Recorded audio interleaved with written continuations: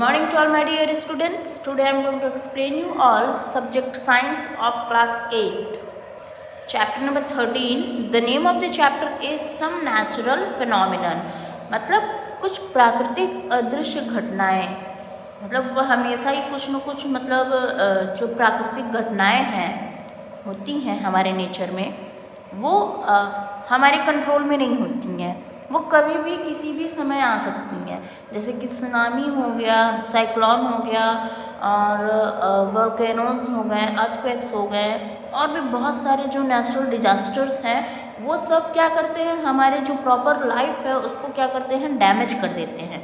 और डैमेज का मतलब आप समझ सकते हैं कि क्या क्या मुसीबतें आ सकती हैं। लोग बेघर हो जाते हैं, खाने के लिए कुछ खाना नहीं होता है, रहने के लिए जगह भी प्रॉपर नहीं होती है, बहुत सारी चीज़ें जो बैलेंस्ड होती हैं वो डिसबैलेंस्ड हो जाती हैं और बहुत सारे लोगों की क्या होती है, मौत हो जाती है।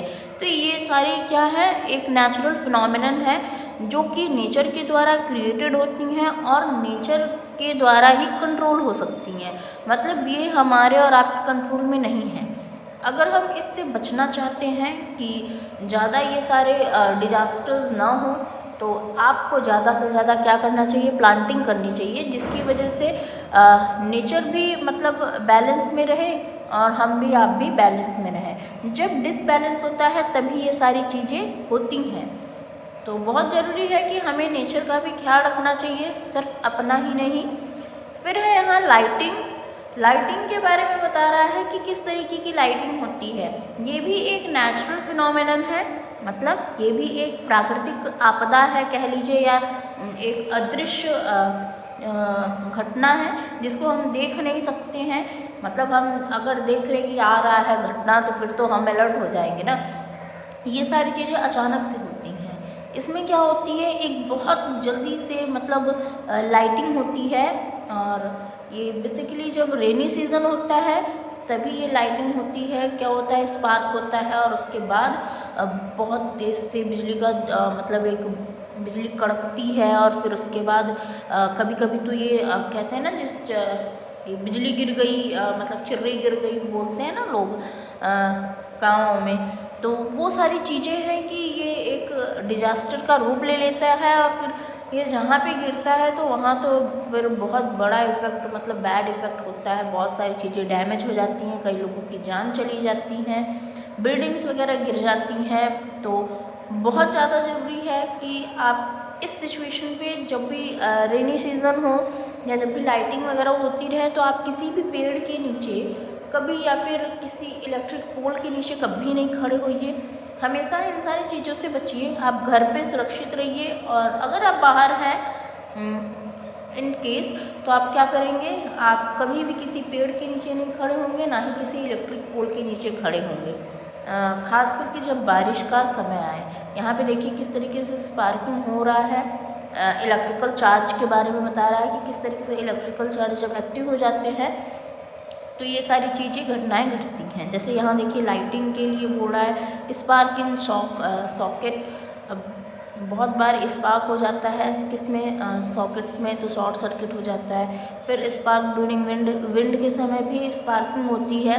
वो कैसे, जब भी देखिए अब इलेक्ट्रिक पोल्स में जो वायर्स लगी होती हैं मोटी मोटी, वो कभी कभी ना स्पार्क करने लगती हैं। क्यों? क्योंकि वो एक दूसरे में ना घिसने लगती हैं तो उसमें इलेक्ट्रिकल चार्ज आ जाता है और जिसकी वजह से वो स्पार्क करने लगती है। और यही स्पार्कनेस बहुत बड़ा कारण भी बन सकता है, पूरे मतलब शायद पूरे इलाके का ही शॉर्ट सर्किट हो जाए, लाइट चली जाए, या फिर इससे भी बड़ा कुछ हो सकता है। तो ये सारी चीज़ें हैं जो कि नेचर क्रिएट करती है। नेचर का मतलब है जब बहुत बुरी तरीके से हवाएं चलती हैं तो इस समय कुछ भी हो सकता है, शायद वो इलेक्ट्रिक पोल भी गिर सकता है और बहुत ख़तरनाक चीज़ें भी क्रिएट हो सकती हैं। फिर यहाँ पे देखिए एक एक्टिविटी दी गई है। यहाँ दिखाया गया है कि किस तरीके से कोई भी चीज़ अगर आप रब करते हैं तो उसमें क्या आता है, उसमें चार्ज आता है और जिसकी वजह से वो ना कोई भी चीज़ अट्रैक्ट करने लगता है। तो ये तो सिंपल सी चीज़ें हैं जो कि आपको दिखाई जा रही हैं। आपको एक एक्टिविटी दिखाया गया है कि आपको एक कॉम्ब लेना है और उसको अपने बाल में क्या करना है, रगड़ना है। ठीक है, अपने सूखे हुए बाल में। अगर ऑयल लगा है तो उसमें कोई चार्ज नहीं आएगा। आपको उसे रब करना है अपने सर में। आप देखेंगे कुछ समय बाद क्या होगा, आपका जो कॉम्ब है वो चार्ज हो जाएगा। और उसके बाद आप कुछ पीसेज मतलब ये कागज़ के या पेपर का कुछ पीस ऐसे काट के रखेंगे, और जब आप उस कॉम्ब को तुरंत ही कहीं और आपको उसको नहीं रखना है, वरना उसका चार्ज उतर जाएगा। आप जैसे ही अपने बाल में उसे रब करते हैं कुछ देर के लिए, वैसे ही आप पेपर के पास अगर ले जाएंगे तो वो क्या होगा, देखिए यहाँ पे फिगर में अट्रैक्ट कर रहा है ना। तो इस तरीके से ये क्या करेगा, अट्रैक्ट करेगा, मीन्स ये चार्ज हो जाएगा, फिर वो सारी चीज़ों को मतलब पेपर को अपनी ओर अट्रैक्ट करेगा। सभी चीज़ों को वो अट्रैक्ट नहीं करेगा क्योंकि बाहरी चीज़ें वो छोटा सा एक है। फिर इसी तरीके से बलून का भी एक एक्टिविटी दिया गया है, जिसे पढ़िए और आप करिए घर पे। ये सारी चीज़ें बहुत छोटी छोटी एक्टिविटीज़ हैं जिसको करने पे आपको पता चलेगा कि क्या इलेक्ट्रिक मतलब कोई चीज़ चार्ज हो सकती है या फिर अनचार्ज हो सकती है। जैसा कि देखा कि हम एक चार्ज बॉडी है, मतलब हम जो हमारी बॉडी है वो ऑलरेडी चार्ज है, इस वजह से तो हम कोई भी एक्टिविटी कर लेते हैं ना। हम कोई भी एक्टिविटी एक्टिव होके करते हैं। अगर हमारा चार्जिंग पॉइंट क्या है, हमारा खाना, वो हमें एनर्जी देता है जिसकी वजह से हम चार्ज हो जाते हैं और उसके बाद हम अपनी एक्टिविटीज़ को प्रॉपर तरीके से करते हैं।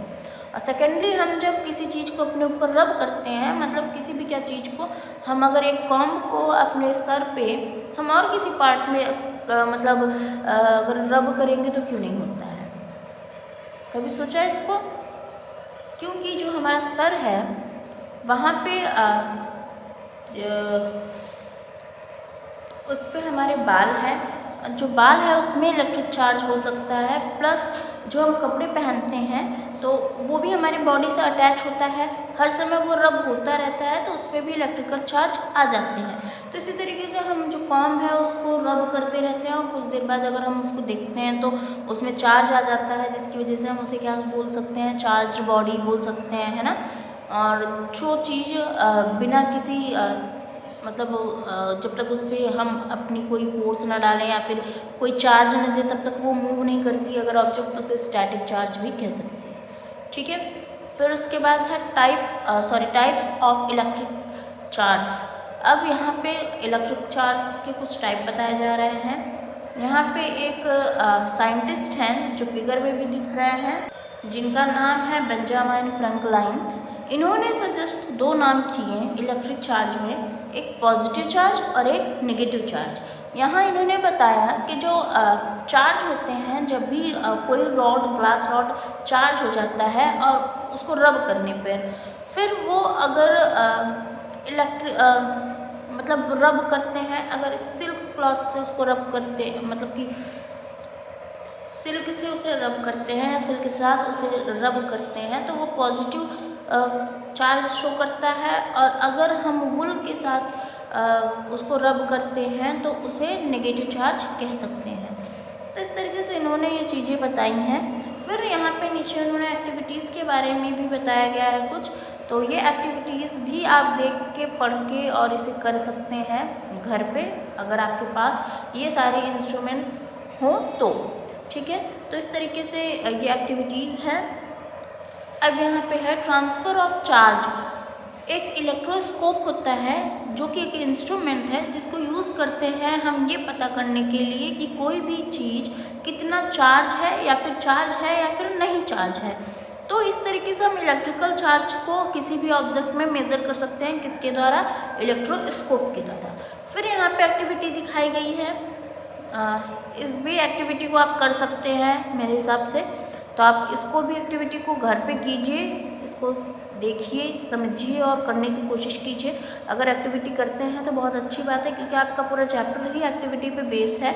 अब ऐसा तो है नहीं मैं आपको एक्टिविटी करके दिखाऊं, तो आप घर पे से पढ़िए और एक्टिविटी करने की कोशिश कीजिए, जिससे कि आपका कॉन्सेप्ट जो है वो पूरी तरीके से क्लियर हो जाएगा। नेक्स्ट है अब लाइटनिंग जो है एक तरीके का ये भी स्टैटिक इलेक्ट्रिसिटी है, जो कि प्रोड्यूस होता है कहाँ, एटमॉस्फेयर में। हमने कभी न मतलब कि हमेशा कभी कभी या फिर जब भी रेनी सीज़न होता है तो हम लाइटनिंग को देखते हैं कि किस तरीके से बिजली कड़कती है या फिर बिजली चमकती है। ठीक है।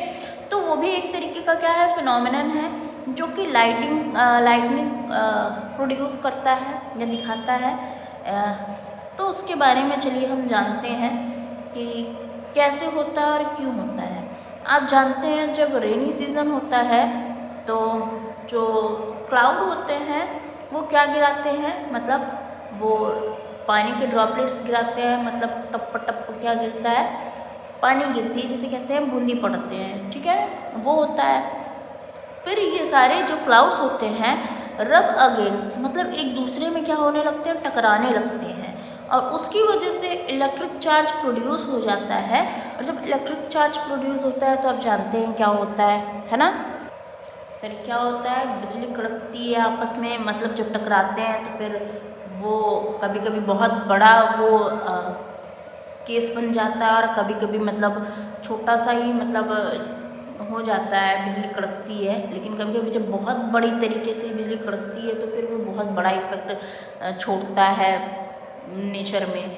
तो इस तरीके से चीज़ें हैं। और जो पुराने लोग होते थे पहले, वो लोग क्या बोलते थे, इस चीज़ को धर्म से जोड़ देते थे कि जब बिजली कड़कती थी तो उनको कहना होता था कि भगवान नाराज़ हो गए हैं, इंद्रदेव नाराज़ हो गए हैं, इस वजह से बिजली बहुत ज़ोर से कड़क रही है।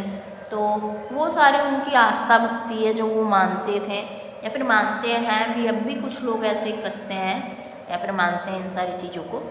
तो कुछ चीज़ें यहाँ पे द सेफ्टी मेजर्स बताए गए हैं कि इन सारे सिचुएशंस में आपको क्या करना चाहिए। जैसे मैंने पहले ही बोला था कि आउटसाइड द हाउस, अगर आप घर से बाहर हैं तो फिर आपको क्या क्या चीज़ें करनी चाहिए। अगर आप बाहर हैं घर से, अगर ये सारे केसेस, क्योंकि किसी को पता नहीं होता है ना, ये अनदेखी घटनाएं हैं, अदृश्य घटनाएं हैं जिसे हम देख नहीं सकते हैं, ये कब हो जाए कहाँ हो जाए किसी को पता नहीं है। तो इसलिए जब भी आप घर से बाहर होते हैं और इन केस आपको ऐसा कुछ फील होता है कि मतलब सड़क हिल रही हो या फिर बहुत ज़्यादा ज़ोर से बारिश शुरू हो जाए या बहुत ज़ोर से बिजली कड़कने लगे, तूफान आने लगे, तो फिर आपको क्या करना चाहिए, वो चीज़ें यहाँ पे बताई जा रही हैं। जब भी आपको ऐसा फील हो कि थंडर वगैरह सुनाई दे या फिर समझ में आए, तो आपको कोई सेफ प्लेस ढूंढना चाहिए जहाँ पे आप रुक सकें। अगर आप यहाँ बता रहा है कि कभी भी आप do not come out soon after, जब भी थंडर स्टॉर्म वगैरह आता है तो आपको बहुत जल्दी बाहर नहीं आना चाहिए। मतलब थोड़ा सा नेचर अगर शांत होता है तो आप तुरंत बाहर आ जाते हैं कि बाहर का नज़ारा क्या हुआ, चलो देखते हैं। तो ये नहीं करना चाहिए, आपको कुछ देर और अंदर रहना चाहिए क्योंकि ये नेचर है, कब पलट के आ जाए क्या हो जाए कुछ पता नहीं है। तो आप सेफ रहिए। अगर आप कार वगैरह में ड्राइव कर रहे हैं तो आप कार के अंदर ही रहिए और उसी को अपना शल्टर बांध के डोर वगैरह बंद करके अंदर रहिए। और कभी भी आपको अगर खुले मतलब फील्ड में है तो आपको कभी भी किसी मेटल पोल के नीचे या फिर ट्री के नीचे नहीं खड़ा होना चाहिए। मैंने पहले ही बताया था आपको कि अगर ये सारे सिचुएशंस होते हैं तो आपको कभी भी किसी पोल के नीचे तो नहीं खड़े होने चाहिए जो कि इलेक्ट्रिक पोल हो। और इलेक्ट्रिकल पोल जितने होते हैं वो सभी मेटल्स के बने होते हैं, तो उसके नीचे तो आपको खड़े ही नहीं होना चाहिए। और सेकेंडली आपको पेड़ के नीचे भी नहीं खड़े होने चाहिए। वो भले मेटल की नहीं है लेकिन पेड़ जो है वो भी बहुत सारी चीज़ों को अट्रैक्ट करती हैं, जैसे कि लाइटनिंग वगैरह जहाँ जो गिरती है वो पेड़ों के नीचे ही गिरती हैं। और अगर वो नहीं है कुछ और चीज़ें हैं तो पेड़ वगैरह गिर गए तो आप उसके नीचे दब के मतलब वो कुछ हार्म हो सकता है आपको। तो इस वजह से आपको पेड़ों के नीचे भी नहीं खड़े होने चाहिए। फिर आपको कभी भी ग्राउंड में लेट नहीं जाना चाहिए, ठीक है। ये सारी चीज़ों को ध्यान रखिए। कभी भी पानी के अगर ऐसे सिचुएशन आते हैं तो आपको जो पानी वाली बॉडीज़ हैं मतलब पानी के पास भी नहीं रहना चाहिए, क्योंकि उससे भी तो बहुत सारी हार्म हो सकते हैं, मतलब वो भी तो कोई रूप ले सकता है। तो ये सारी चीज़ें हैं कि आपको ध्यान रखना चाहिए कि आप कहाँ पे हैं और आपको किस तरीके से ये सारी चीज़ों को मैनेज करना चाहिए। अब नेक्स्ट देखिए बता रहा है, अगर आप घर के अंदर होते हैं, अगर आप घर के अंदर होते हैं और ऐसा सिचुएशन क्रिएट होता है कि थंडर स्टॉर्म वगैरह आ रहा है, तो आपको उस समय कोई भी इलेक्ट्रिसिटी का यूज़ नहीं करना चाहिए। जितने भी इलेक्ट्रिकल एप्लीकेशंस हैं उसको सबको आपको बंद कर देना चाहिए, अनप्लग कर देना चाहिए।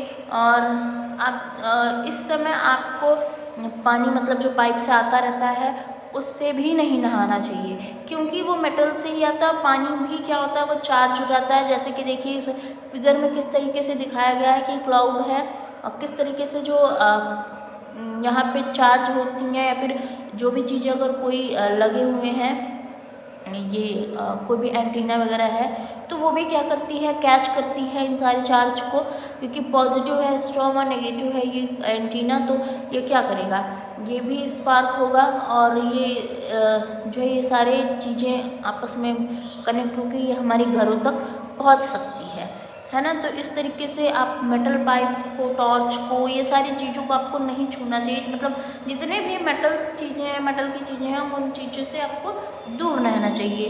ये क्या होते हैं, क्योंकि ये लाइटनिंग के कंडक्टर्स होते हैं, ये लाइटनिंग को बहुत जल्दी कनेक्ट करते हैं और इनके कंडक्टर हैं, तो ये आपको क्या कर सकते हैं, हार्म कर सकते हैं। अब बात आती है अर्थक्वेक की। अर्थक्वेक भी एक दूसरा नेचुरल फिनोमेनन है जो कि डिज़ास्टर का काम करता है।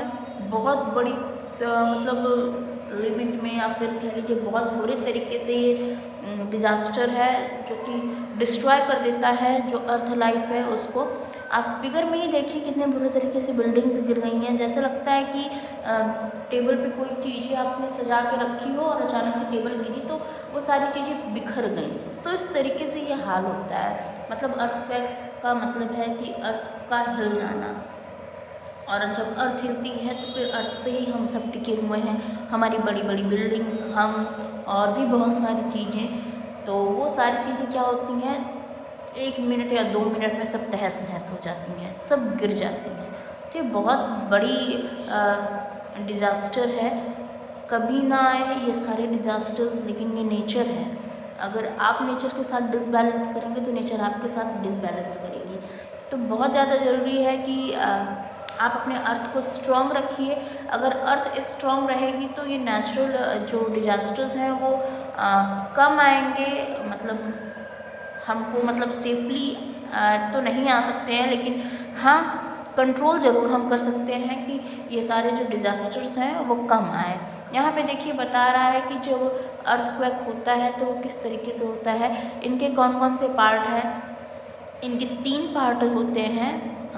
जो अर्थ का स्ट्रक्चर है वो कौन कौन से हैं, the crust, the mantle and the core. ये चीज़ इस फिगर में भी दिखाया गया है। Earth structure of earth, crust है, मैंटल है, फिर इनर कोर है और फिर आउटर कोर है। इस तरीके से सारे जो सरफेसेस हैं ना ये हिल जाते हैं, और जिसकी वजह से ना ये क्या होता है, अर्थक्वेक आ जाता है। जब ये हिलते हैं या फिर शेक मतलब एक दूसरे से हिल जाते हैं, परतें एक दूसरे से हिल जाती हैं, तो फिर क्या होता है, उनमें भी क्या होता है, रबिंग हो जाती है। और रबिंग होने पर क्या आता है, इलेक्ट्रिकल चार्ज आता है, जिसकी जो फलस्वरूप क्या होता है वो बैड ही इफेक्ट होता है। मतलब चीज़ें हिल जाती हैं या इधर उधर हो जाती हैं, तब वो किसका रूप ले लेता है, अर्थक्वेक का रूप ले लेता है। तो इस तरीके से ये चीज़ें हैं जो कि होती हैं हमारे और आपके ही नेचर में। इन सब चीज़ों से बचना है तो एक ही तरीका है कि ज़्यादा से ज़्यादा पेड़ लगाएं, जिससे कि हमारा अर्थ जो है वो स्ट्रॉन्ग बने और स्ट्रॉन्ग बन के ये सारी चीज़ों को थोड़ा बहुत तो कंट्रोल कर सकें। फिर है जो हम अर्थक्वेक की इंटेंसिटी नापते हैं या मेज़र करते हैं, वो किसी स्केल पे मापा जाता है, तो उसे क्या बोलते हैं, रेक्टर स्केल बोलते हैं। ओके। फिर है सिस्मोग्राफ। सिस्मोग्राफ क्या है, सिस्मोग्राफ एक इंस्ट्रूमेंट है जो कि जो अर्थक्वेक है उसके वेव्स को रिकॉर्ड करता है। मतलब बताता है कि इसकी कितनी तीव्रता थी जो अर्थक्वेक आता है। ठीक है। उसके बाद है protection against earthquakes.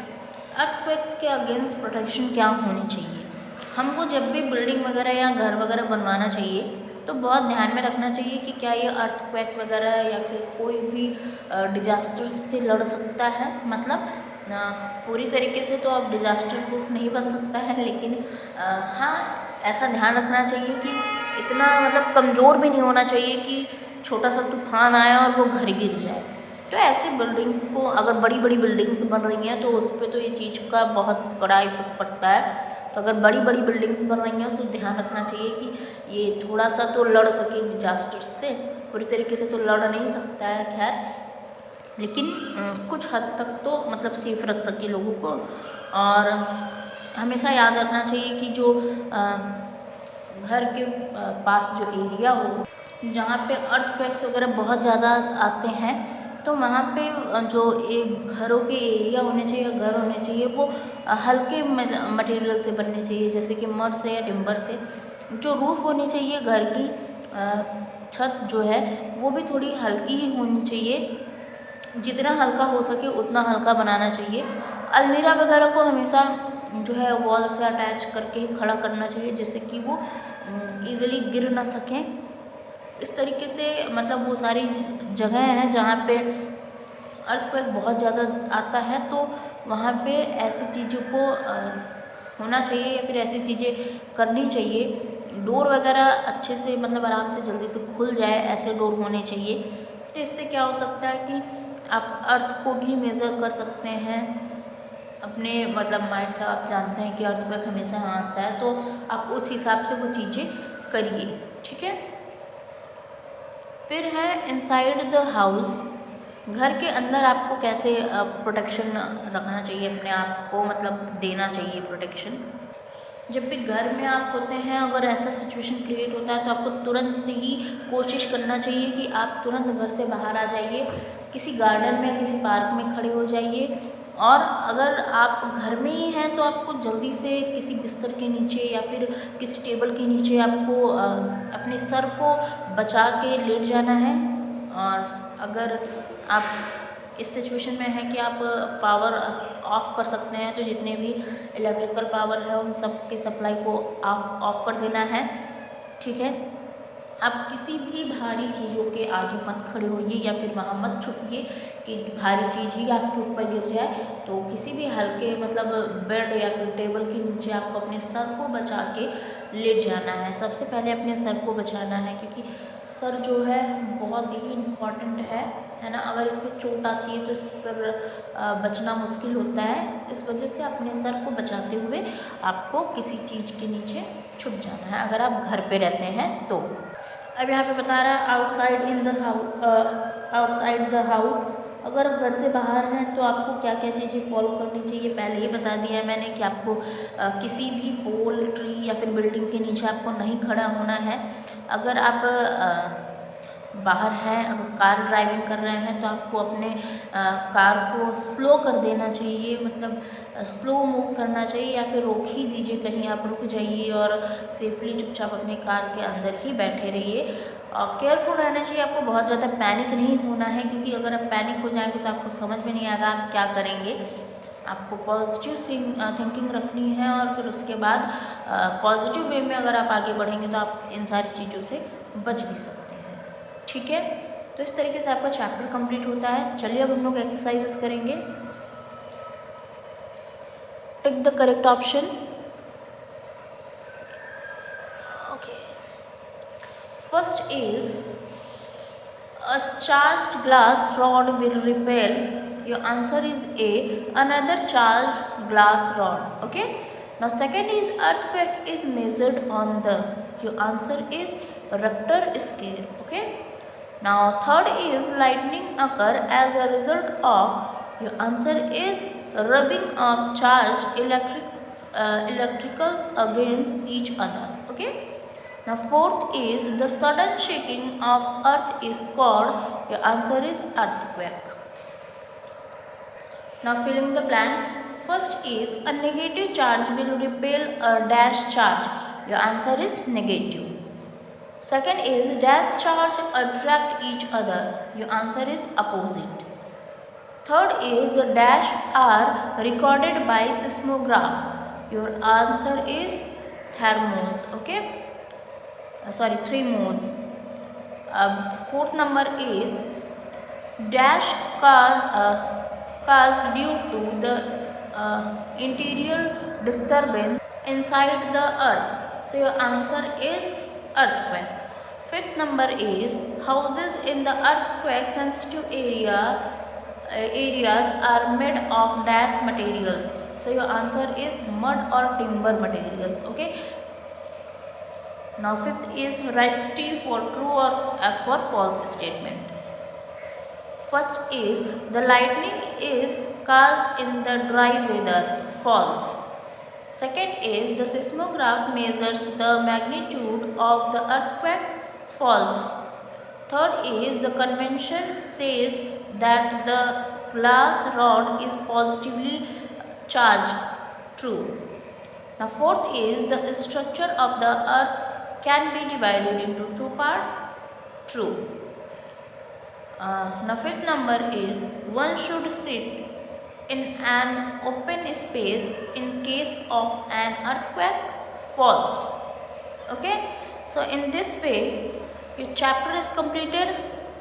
That's all for today. Thank you so much. 1 minute. यहाँ पे जो ट्रू फॉल्स है यहाँ फोर्थ नंबर ये मिस्टेक हो गया है. ओके, इसको आप करेक्ट कर लीजिए. Fourth is the structure of the earth can be divided into 2 parts.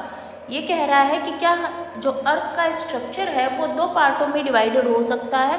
तो फॉल्स है, क्योंकि हमारे चैप्टर में बताया गया है कि जो हमारा अर्थ का स्ट्रक्चर है वो 3 पार्ट में डिवाइडेड हो सकता है या फिर डिफ्रेंशिएट हो सकता है. ठीक है, तो इसको आप करेक्ट कर लीजिए. फोर्थ वाला क्या होगा? फॉल्स होगा. ओके, इसको ज़रूर से करेक्ट कीजिए. ठीक, फॉल्स आपको लिखना है. So that's all for today. You will get all the answers of the questions as your homework. Thank you so much.